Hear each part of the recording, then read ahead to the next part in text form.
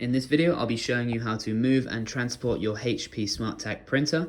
This particular model is the 580 model, but this should work as well for all other HP SmartTAC printers. So feel free to watch this video, and this should provide you with a little insight in what you need to do in order to safely move and transport your printer.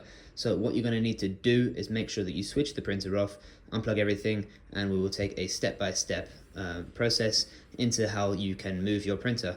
So start by turning it off. As you can see, the power is on, and we're just going to press the button and allow it to turn off, and make sure it fully switches off and the light stops flashing before you unplug the printer, as this could interrupt the process.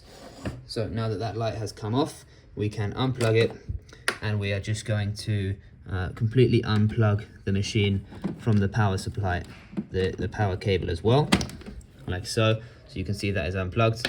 Now at the moment as well, I had my laptop plugged into the printer, so we're going to unplug that as well, like so. Make sure to be careful. A lot of the components are made of plastic, so it's easy to be a bit too rough and break something during this process, so just try to be careful there.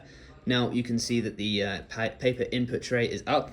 There is no paper in there, but the tray needs to come down as well before you put it in motion. So just lift it up and let it slide down. If there's something in the way, it won't go fully down. As you can see, the cable is stopping it, so we're just going to move that out the way, and that will go down nice and smoothly.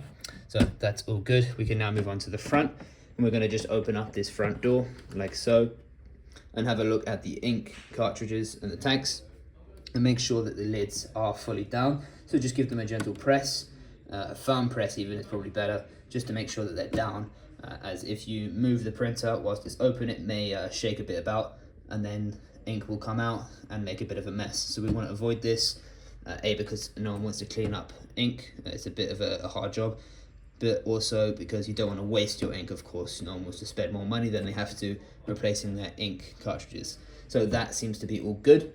Now we can go ahead and close this up. Once the printer is completely disconnected from all the cables, you've gone through all of these steps, it is now safe to pick up the printer, making sure to keep it level and not to flip it onto its front or onto its back, as this may result in another ink leak. So once that's done, you can transport your printer. And now for the purpose of this video, I will just keep it in the same location, but of course if you're watching this, it means that you may need to move the printer. So once you've got it into the new location, you can just come round to the back and have a look for the power input, and once you've located that, you can go ahead and plug your cable back in like so. Just make sure it's nice and firmly in there, and then you can go ahead and plug it back in. There you are. Now when you do so, you'll see the lights begin to flash on. Just let it stop flashing, and once it's done so, we can turn the printer fully on. So that will just flash a few times and then wait for it to completely finish, and we can move on to turning it back on. So you can see it stopped flashing.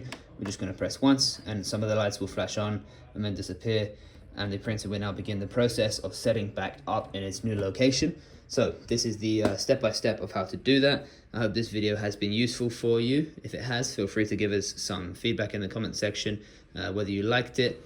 If you give us a thumbs up and subscribed, and that would be greatly appreciated to let us know what kind of content you enjoy. I hope to see you in the next video. My name is Pat, and this is Printers with Pat. Have a good day.